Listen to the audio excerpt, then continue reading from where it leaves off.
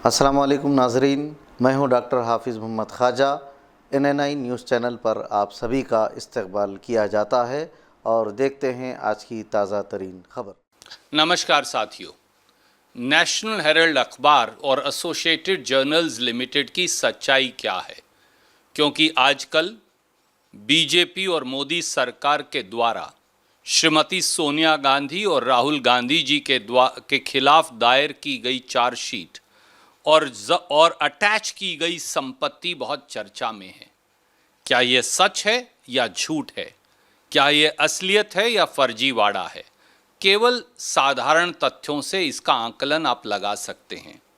पहला तथ्य, national Herald अखबार क्या है?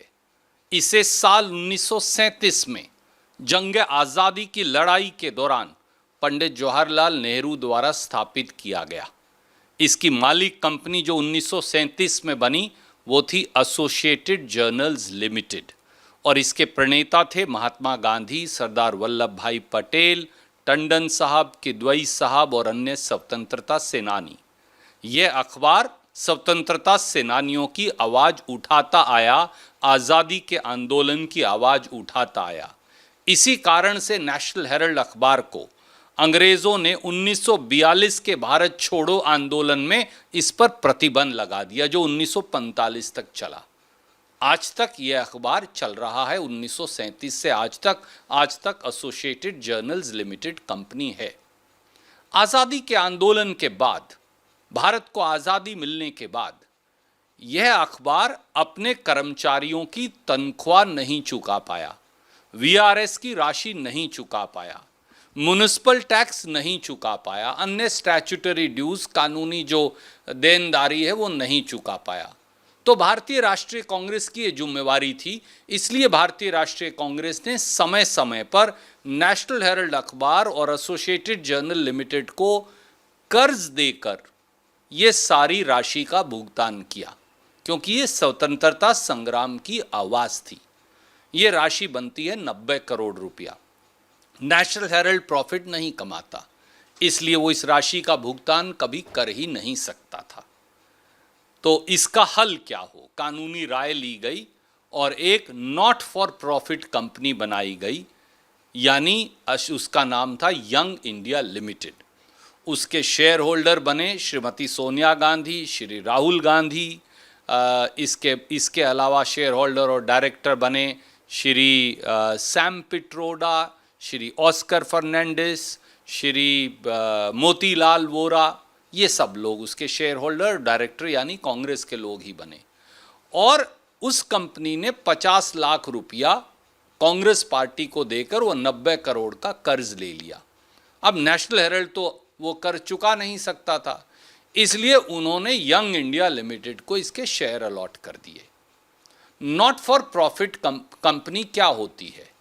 यंग इंडिया लिमिटेड ना किसी को तनख्वाह दे सकती, ना डिविडेंड दे सकती, ना प्रॉफिट शेयर दे सकती, ना संपत्ति बेच सकती और ना ही उसके शेयर बेचे जा सकते। ये एक ऐसी कंपनी है, तो इससे कोई फायदा किसी को हो ही नहीं सकता।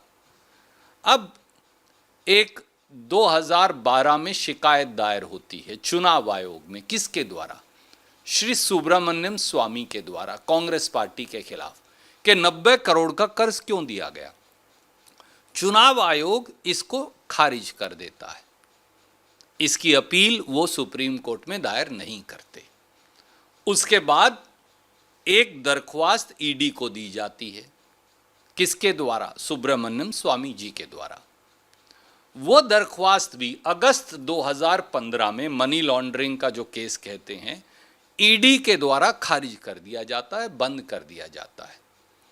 जब बीजेपी को लगा कि इसमें कुछ है ही नहीं गलत और ये सारी चीज़ें चुनाव आयोग ने भी बंद कर दी और अब खुद उनकी सरकार में, बीजेपी सरकार ने, ईडी ने भी बंद कर दी, तो आनन फानन में ईडी के डायरेक्टर राजन कटोच को बदल दिया जाता है और सितंबर 2015 में बंद हुए केस को दोबारा चालू किया जाता है, जिसकी अब 10 साल के बाद एक फर्जी आरोप पत्र जाहिर किया जा रहा है।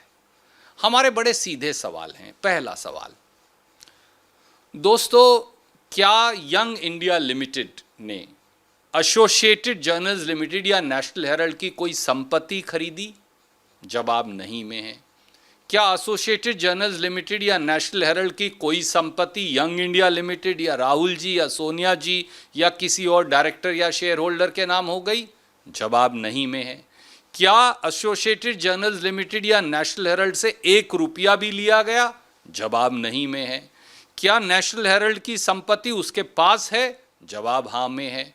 जब कोई संपत्ति ली और दी ही नहीं गई, जब 1 फूटी कौड़ी का लेन देन ही नहीं हुआ, तो मनी लॉन्ड्रिंग और अपराध क्या हो गया? भैया साधारण भाषा में कहूँ, अखबार हमारा, स्वतंत्रता संग्राम की लड़ाई हमने लड़ी, अखबार स्वतंत्रता संग्राम में हमने बनाया, आज तक अखबार हम चला रहे हैं, अखबार में जो सारा खर्चा और लोन दिया वो हमने दिया, कांग्रेस पार्टी ने दिया। तो फिर बीजेपी के पेट में दर्द क्यों हो रहा है? तो फिर मोदी सरकार के पेट में दर्द क्यों है? ना कोई अपराध हुआ, ना 1 पैसे का लेन देन हुआ, ना किसी संपत्ति का हस्तांतरण हुआ, ना कोई संपत्ति बेची जा सकती, ना कोई संपत्ति बेची गई, ना 1 रुपए की तनख्वाह ली गई, ना 1 रुपया डिविडेंड लिया गया, ना 1 रुपया प्रॉफिट लिया गया। तो अपराध क्या है? ये सवाल है जिसका जवाब बीजेपी को देना पड़ेगा। इसीलिए चुनाव आयोग ने भी केस बंद कर दिया था, इसीलिए ईडी ने भी बंद कर दिया था। राजनीतिक प्रतिशोध के चलते केवल सोनिया जी और राहुल जी जनता की आवाज उठाते हैं, कांग्रेस जनता के साथ खड़ी है, इसलिए झूठे मुकदमे और आरोप पत्र दायर किए जा रहे हैं। पर जान लीजिए, हम डरेंगे नहीं, झुकेंगे नहीं, सीना ठोक कर लड़ेंगे। जय हिंद, जय कांग्रेस।